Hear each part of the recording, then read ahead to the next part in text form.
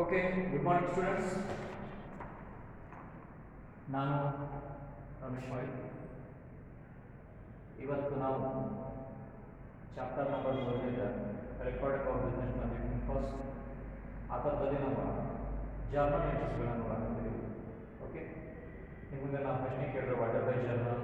Journal is the original or prime book of entries, that is called journal. Okay, so ವಿದ್ಯಾರ್ಥಿ ಮಿತ್ರರೇ, ಪ್ರಾರಂಭದಲ್ಲಿ ಎಲ್ಲ ವಿದ್ಯಾರ್ಥಿಗಳಿಗೆ ದೀಪಾವಳಿ ಹಬ್ಬದ ಶುಭಾಶಯಗಳು ಹೇಳುತ್ತಾ ಇವತ್ತು ನಾವು ಈ ಎಕ್ಸಾಂಪಲ್ ಬಿಡ್ಸಾಕತ್ತೀವಿ.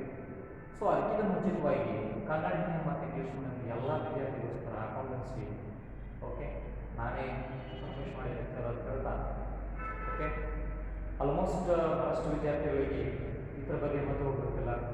ಫ್ಯೂಚರ್ದಲ್ಲಿ ಇಂಗ್ಲೀಷ್ ಮೀಡಿಯಂ ಭಾಳ ಸಮಸ್ಯೆ. ಇಂಗ್ಲೀಷ್ ಮೀಡಿಯಂ ಅಂದರೆ ನಮ್ಮ ಅಕೌಂಟೆನ್ಸಿ ಒಂದೇ ಇಂಗ್ಲೀಷ್ ಸಬ್ಜೆಕ್ಟ್ ಅಷ್ಟೇ. ಇಂಗ್ಲೀಷ್ನ ನಾವು ಟೀಚ್ ಮಾಡ್ತೀವಿ. ಉಳಿದ ಸಬ್ಜೆಕ್ಟ್ ಇತಿಹಾಸ ಇರ್ಬೋದು, ಅರ್ಥಶಾಸ್ತ್ರ ಇರ್ಬೋದು, ಓಕೆ, ಆ ನಂತರ ಬಿಸ್ನೆಸ್ ಸ್ಟಡಿ ಇರ್ಬೋದು, ಕನ್ನಡದಲ್ಲಿ ಬರೀಬೋದು.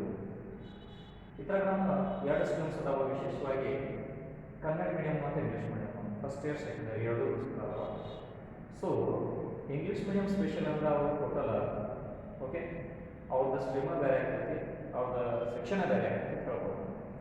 ಬಟ್ ಇಲ್ಲಿ ಕನ್ನಡ ಮೀಡಿಯಂ ಅಂತ ಹೆಂಗೆ ಬರ್ತೈತಂದ್ರೆ ಒಂದು ಕಂಬೈನ್ ಸಬ್ಜೆಕ್ಟ್ ಬರ್ತೈತಿ. ಇಂಗ್ಲೀಷ್ ಮೀಡಿಯಂ ಮತ್ತು ಕನ್ನಡ ಮೀಡಿಯಂಗೋಸ್ಕರ ಅಕೌಂಟೆನ್ಸಿ ಲೆಕ್ಕಶಾಸ್ತ್ರ. ಸೊ ಈ ಲೆಕ್ಕಶಾಸ್ತ್ರದ ಬಗ್ಗೆ ನಾವು ಭಾಳಷ್ಟು ಕೇರ್ಫುಲ್ ಆಗಿರಬೇಕು. ಇಲ್ಲಿ ಹೆಂಗಿರಬೇಕು ಅಂತಂದ್ರೆ ಈ N C R T syllabus ಅಂತ ಹೇಳ್ಬೋದು. ಈಗಾಗಲೇ ನಮ್ಮದು ಎನ್ ಸಿ ಆರ್ ಟಿ ಸಿಲೆಬಸ್ಗಳು ಅದಾವ. ಓಕೆ, ಸೊ ಅದರಲ್ಲಿ ಒಂದು N C R T syllabus ಅಂತ ಹೇಳ್ಬೋದು. ಓಕೆ, ಈ ಲೆಕ್ಕಶಾಸ್ತ್ರದ ಮಹತ್ವ ಭಾಳಷ್ಟು.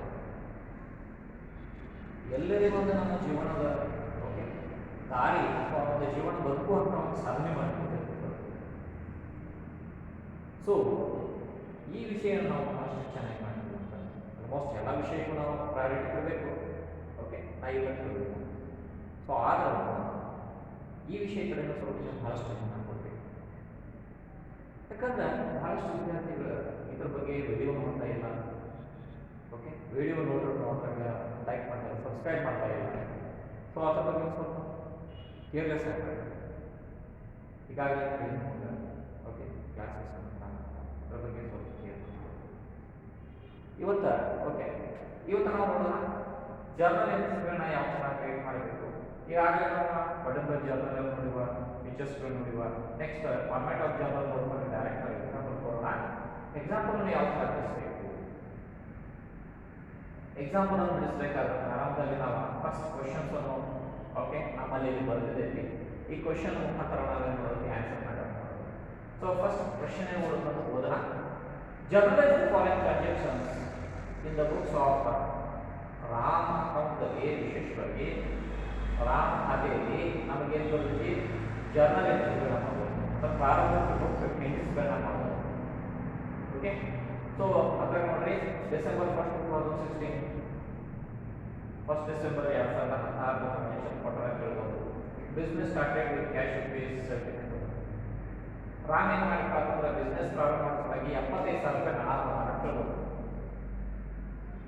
ಎರಡನೇದಲ್ಲಿ 7ನೇ ತಾರೀಕು ನೋಡ್ರಿ purchase the goods for cash 10,000 ರೂಪಾಯಿ ಓಕೆ ವಸ್ತುಗಳನ್ನ ನಾವೇನು ಮಾಡ್ತೀವಿ. ರಾಮ್ ಏನು ಮಾಡಿಪ್ಪ ಅಂತಂದ್ರೆ ರೋಕ್ ರೊಕ್ಕ ಕೊಟ್ಕೊಂಡ ಹಣ ಕೊಟ್ಟ. 9ನೇ ತಾರೀಕು ನೋಡ್ರಿ sold goods to Swati rupees 5. Okay, Ram ಏನು ಮಾಡಿಪ್ಪ ಅಂತಂದ್ರೆ ಸ್ವಾತಿಗೆ ಏನು ಮಾಡ್ದ 5,000 ರೂಪಾಯಿ ಮಾರಾಟ ಮಾಡ್ದ. ಆಗ ಗುದ್ರಿ ಮೇಲೆ ಮಾರಾಟ ಮಾಡ್ದ. On credit sold goods to Swati ಅಂದ್ರೆ ಪಾರ್ಟಿ ಬಂದ ಆನ್ ಕ್ರೆಡಿಟ್ ಮಾಡ್ದ. ಓಕೆ, ಪರ್ಚೇಸ್ 12ನೇ ತಾರೀಕು ನೋಡಿ purchase the goods, purchase the furniture rupees 3,000. ಫರ್ನಿಚರ್ನು 3,000 ರೂಪಾಯಿ ಕೊಟ್ಟು ಕೊಂಡ್ಕೊಂಡೈತೆ ಅಂತ ಹೇಳ್ಬೋದು. 18ನೇ ತಾರೀಕು ನೋಡ್ರಿ cash issued from Swati rupees 4,000. ಉದ್ರಿ ಮೇಲಿಂದ ಓಕೆ ಸ್ವಾತಿ ಎಷ್ಟು 5,000 ರೂಪಾಯಿ ಮಾಲ್ ಕೊಟ್ಟಿದ್ರು. ಸೊ 1,000 ರೂಪಾಯಿ ಮಾಲ್ ನಮ್ಗೆ 1,000 ರೂಪಾಯಿ ಕಡಿಮೆ ಕೊಟ್ಟಾಳ, 4,000 ರೂಪಾಯಿ ಎಷ್ಟು ಕೊಟ್ಟಾಳ ಕೊಟ್ಟು ಆಫ್ಟರ್ ಟ್ರಾನ್ಸಾಕ್ಷನ್ ಮಾಡೋದು. 30ನೇ ತಾರೀಕು ಪೇಡ್ ಸ್ಯಾಲರಿ ರೂಪೀಸ್ 1,500. ಸೊ ನಾವೇನು ಮಾಡಿಪ್ಪ ಅಂದ್ರೆ ರಾಮ್ ಏನು ಮಾಡಿಪ್ಪ ಅಂತಂದ್ರೆ ಸ್ಯಾಟಿಸ್ಫೈ ಮಾಡೋಣ. ಸೊ ಈ ಥರ ನಾವು ಜರ್ನಲ್ ಮಾಡೋದು. ಸೊ ಜರ್ನಲ್ ಎಂಟ್ರಿ ಮಾಡೋದಕ್ಕೆ ಮುಂಚಿತವಾಗಿ ಈ ಬಿಸ್ನೆಸ್ ಓನರ್ ನಾನು ಅದನ್ನು ನಾವು ಇಮೇಜಿನೇಷನ್ ಮಾಡಿಕೊಳ್ಳೋದಕ್ಕೆ ಎಕ್ಸಾಂಪಲ್ ಅನ್ನು ಸಾಲ್ವ್ ಮಾಡಬೇಕು ಅಂತ ಹೇಳ್ಬೋದು. ಸೊ ವಿಶೇಷವಾಗಿ ಇಲ್ಲಿ ನಾವು ನೋಡಿದಾಗ ಓಕೆ ಬಿಸ್ನೆಸ್ ಓನರ್ ಯಾರಪ್ಪ, ರಾಮ್ ಅಂದ್ರೆ ಡೈರೆಕ್ಟರ್ ಅಲ್ಲ, ನಾನೇ ಸ್ವಂತ. Okay the all the transactions are related to the mark of my business. ಅದ್ರ ಬಗ್ಗೆ ನಾನು ಚಿಂತನೆ ಮಾಡಿ ನಾನು ಮಾಡಬೇಕು, ಎಕ್ಸಾಂಪಲ್ ಸಾಲ್ವ್ ಮಾಡಬೇಕು, ಎಕ್ಸಾಕ್ಟ್ ಮಾಡಬೇಕು ಅಂತ ಹೇಳ್ಬೋದು. ಸೊ ಇವತ್ತು ಎಕ್ಸಾಂಪಲ್ ಅನ್ನು ಸಾಲ್ವ್ ಮಾಡೋಣ. Journal entries the books of Ram. Title ಅನ್ನು ಬರೀಬೇಕಾಗ್ತೈತಿ. ಓಕೆ ಸೊ ಇದು ಆಕ್ಚುಲಿ ನಮಗೆ 12 ಮಾರ್ಕ್ಸ್ ಅಷ್ಟೇ, 12 ಮಾರ್ಕ್ಸ್. ಟ್ರಾನ್ಸಾಕ್ಷನ್ ಏನು ಆಗ್ತಾವ ಮತ್ತೆ ಸಣ್ಣ ಸಣ್ಣ ಚಿಕ್ಕ ಚಿಕ್ಕ ಟ್ರಾನ್ಸಾಕ್ಷನ್ ಮಿನಿಮಮ್ 10 ರಿಂದ 12 ಟ್ರಾನ್ಸಾಕ್ಷನ್ ಇರ್ತಾವ. ಓಕೆ ಸೊ ಕಾಂಪೌಂಡ್ ಟ್ರಾನ್ಸಾಕ್ಷನ್ ಅಂತ ಡಬಲ್ ಎಂಟ್ರೀಸ್ ಬರ್ತಾವ. ಓಕೆ ಸೊ ಪ್ರಾರಂಭದಲ್ಲಿ ನಾವು ಮೊನ್ನೆ ಕಾಲಮ್ದಲ್ಲಿ ನಾವು ಡೇಟ್ ಅಂತ ಹೇಳ್ತೀವಿ. ಅಂದ್ರೆ ಡೇಟ್ ಅಂದ್ರೆ sequence the business. Okay the accounting the transactions are recorded in chronological order. ನಾವು ಡೇಟ್ ವೈಸ್ ಬರೀಬೇಕು, ಡೇಟ್ ಅಂತ ಮಾಡಬೇಕು. ಇಲ್ಲಿ ಪರ್ಟಿಕ್ಯುಲರ್ಸ್ ಆನಂತರ LF ledger folio. Okay next debit amount ಮತ್ತು credit amount. Okay so date ಬರೋದು ನಾವು 2016 ಡಿಸೆಂಬರ್ 1st. ಒಂದೇ ಟ್ರಾನ್ಸಾಕ್ಷನ್ ನೋಡಿ, business started with cash rupees 75,000 ನಮ್ಮ ಬಿಸ್ನೆಸ್ ನ್ಯಾಗ ಬಂದೈತಿ. ಸೊ ಫಸ್ಟ್ ನಾವೇನು ಹೇಳ್ತೀವ, cash account. Cash account debit to ಏನು ತಂದ ನಮ್ಮ ಕ್ಯಾಪಿಟಲ್. ಈ ಅಮೌಂಟ್ ಅನ್ನು ನಾವು ಬರಬೇಕು 75,000 ಡೆಬಿಟ್ ಸೈಡ್ ಅಮೌಂಟ್ ಬರಬೇಕು, ಕ್ರೆಡಿಟ್ ಸೈಡ್ ಅಮೌಂಟ್ ಬರಬೇಕು.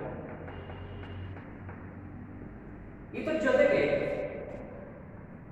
ನಮಗ ಬೇಕಿ ಶಬ್ದವನ್ನು ಹಂಚಿ ನ್ಯಾರೇಷನ್ ಬರಬೇಕು. ಬೇಕ್ ಆಸ್ ಇಟ್ ಇಸ್ ನ್ಯಾರೇಷನ್ ಏನು ಬರಬೇಕು ಅಂತಂದ್ರೆ ಏನಿರುತ್ತೆ ಆಸ್ ಇಟ್ ಇಸ್ ಅಮೌಂಟ್ ಬಿಟ್ಟುವುದರಿಂದ ನಾವು ಲಿಖಿತವಾಗಿ ಮಾಹಿತಿ ಬರೀಬೇಕು. Business started with cash.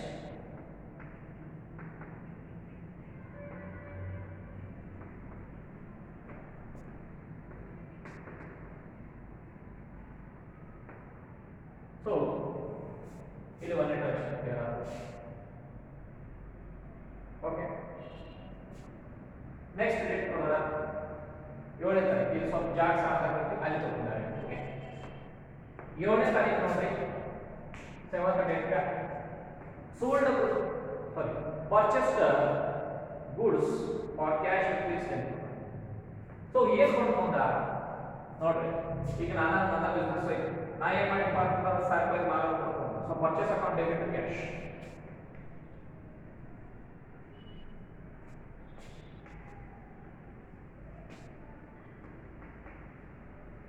ಹಣ ನಮ್ಮ ಕಡೆ ನೋಡ್ರಿ, ವಸ್ತು ನಮ್ಮ ಕಡೆ ಬಂದೈತಿ, ಹಣ ನಮ್ಮ ಕಡೆ ಹೋದ್. ಓಕೆ ಇಲ್ಲಿ ನೋಡ್ರಿ 10,000 ಇದು 10,000 ನ್ಯಾರೇಷನ್ ಬರೀ ಬೇಯಿಂಗ್ ಶಬ್ದ buying purchase good for cash.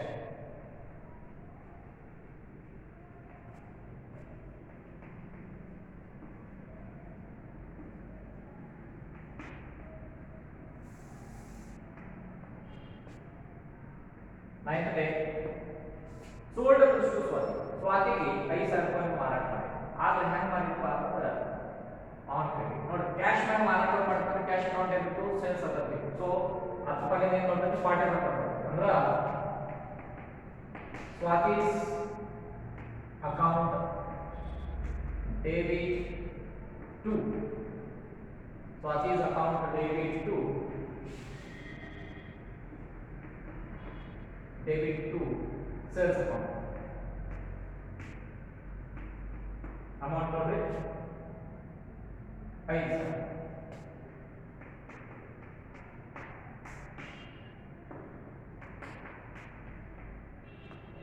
Narration ಬರೀರಿ being sold goods to Swati. Sold goods to Swati on credit.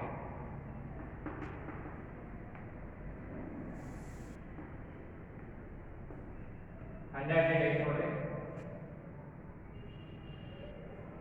12th date purchase furniture.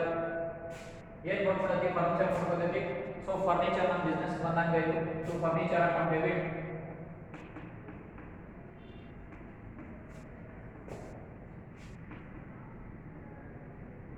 Cash flow 3000.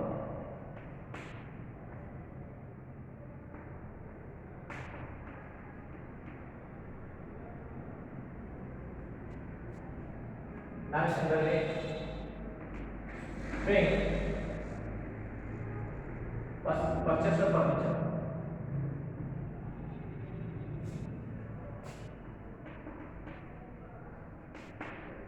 ನೋಡ್ರಿ ನೀವೇನಾದ್ರು ಅಲ್ಲಿ ಪರ್ಚೇಸ್ ಮಾಡಿಬಿಟ್ಟು ಕ್ಯಾಶ್. ಸೊ ಇಲ್ಲಿ ಪರ್ಚೇಸ್ ಸ್ಪೆಸಿಫಿಕ್ಲಿ ಹೆಸರು ಕೊಟ್ಟಿಲ್ಲ. ಇಲ್ಲಿ ಹೆಸರು ಕೊಟ್ಟಿರ್ತಂದ್ರೆ ಅದು ಏನು ಅನ್ಕೋತಾರೋ ಅನ್ನೋದು ನಾವು ಬರೀಬೇಕು. ಇಲ್ಲಿ ಪರ್ಚೇಸ್ ಏನೋ ಹೆಸರು ಕೊಟ್ಟಿಲ್ಲ ಅಂದ್ರೆ ಡೈರೆಕ್ಟ್ ಪರ್ಚೇಸ್ ಮಾಡಬೇಕು. ರೈಟ್. 18ನೇ ತಾರೀಕು ನೋಡ್ರಿ, ಕ್ಯಾಶ್ ಇಶ್ಯೂಡ್ ಫ್ರಮ್ ಸ್ವಾತಿ ಕಡೆ ಕ್ಯಾಶ್ ಬಂತು. So cash account debit to Swathi's account. ಯಾರ ಕಡೆ ಬಂತು? ಸ್ವಾತಿ ಕಡೆ ಬಂತು. Okay. So cash account debit to Swathi's account 4000.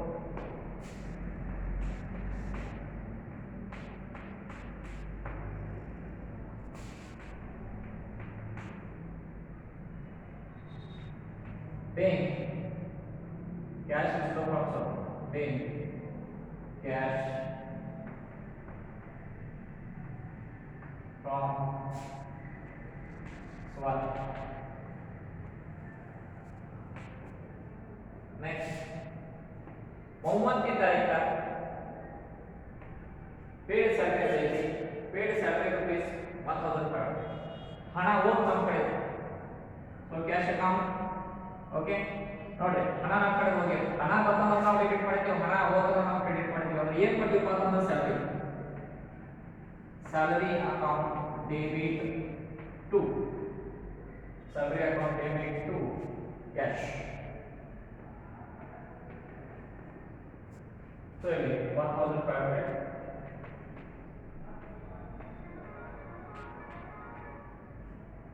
Okay. Narration ಬರೀರಿ. then salary pay. So ಈ ತರ ಇನ್ನ ಏನು ಮಾಡ್ಕೋಬೇಕು ಅಂತಂದ್ರೆ ಟೋಟಲಿಂಗ್ ಮಾಡ್ಕೋಬೇಕು. ಓಕೆ. ಟೋಟಲಿಂಗ್ ಅಲ್ಲಿ ಮಾಡೋಣ.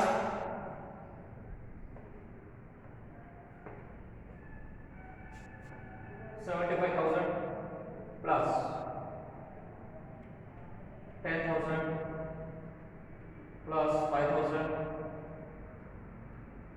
plus 3,000 plus 4,000 plus 1,500. So 98,500. Okay.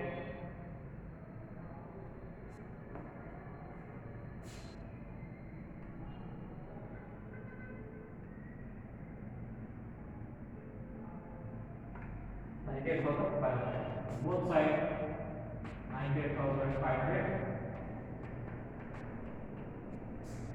So ಈ ತರ ನಾವು ಎಕ್ಸಾಂಪಲ್ ಬಿಡಿಸಬೇಕು. ಓಕೆ. ಸರ್ ನಮ್ಗೆ ಈ ಎಕ್ಸಾಂಪಲ್ ಬಗ್ಗೆ ಸ್ವಲ್ಪ ಗೊತ್ತಾಗತ್ತೆ. ಸೊ ಯಾವ್ಯಾವ ಎಕ್ಸಾಂಪಲ್ ಯಾವ ಟೆಕ್ನಿಕ್ಸ್ ಅನ್ನು ಯೂಸ್ ಮಾಡಿ ನಾವು ಎಕ್ಸಾಂಪಲ್ ಬಿಡಿಸಬೇಕು. ಪ್ರಾರಂಭದಲ್ಲಿ ನಾವು ಈ ಟ್ರಾನ್ಸಾಕ್ಷನ್ ಸಂಬಂಧಪಟ್ಟಿದ ಅಕೌಂಟ್ಸ್ಗಳು ಡೆಬಿಟ್ ಯಾವ ಆಗ್ತದೆ ಕ್ರೆಡಿಟ್ ಯಾವ ಆಗ್ತದೆ ಅಂತ ಫೈಂಡ್ ಔಟ್ ಮಾಡ್ಕೋಬೇಕು. ಸೊ ಅದಕ್ಕೋಸ್ಕರ ನಾವೇನು ಮಾಡಬೇಕು ಮತ್ತೆ ರೂಲ್ಸ್ ಗಳಿಗೆ ಹೋಗಬೇಕು. ಸೊ ಆ ರೂಲ್ಸ್ ಅನ್ನು ನೀವು ಐಟಮ್ಸ್ಗಳನ್ನ ನೋಡ್ಕೊಳ್ಳಿ. ಯಾವ ಐಟಮ್ಸ್ಗಳನ್ನ ನಾವು ಡೆಬಿಟ್ ಓಕೆ ಕ್ರೆಡಿಟ್ ಅನ್ನು ಕಂಡಕ್ಟ್ ಮಾಡ್ತೀವ ಆ ಪ್ರಕಾರದಲ್ಲಿ ನೀವು ಮಾಡಿದಾಗ ನಿಮ್ಗೆ ಗೊತ್ತಾಗ್ತದೆ. ಓಕೆ. ಸೊ ಈ ಥರ ನಾವು ಎಕ್ಸಾಂಪಲ್ ಬಿಡಿಸಿದಾಗ ನಮಗೆ ಈಸಿಲಿ 12 ಮಾರ್ಕ್ಸ್ ಸಿಗಕ್ಕೆ ಸಾಧ್ಯ. ನೆಕ್ಸ್ಟ್ ಎಕ್ಸಾಂಪಲ್ ನೀವು ನಾಳೆ ಬಿಡಿಸ್ಕೊಂಡು ಬರಬೇಕು. ಓಕೆನಾ? ಬಿಡಿಸಿ ಸೈನ್ ಮಾಡಬೇಕು. ಇವತ್ತು ಇಷ್ಟೇ ಸೊಲ್ಯೂಷನ್ ಐತಿ. ಸೊ ಇವತ್ತಿನ ಕ್ಲಾಸಲ್ಲಿ ಸೊ ನಿಮಗೆ ಏನೋ ಡೌಟ್ಸ್ ಇದ್ದರೆ ಕಾಲ್ ಮಾಡಿ ಹೇಳ್ಬೋದು. ಓಕೆ. ಧನ್ಯವಾದಗಳು.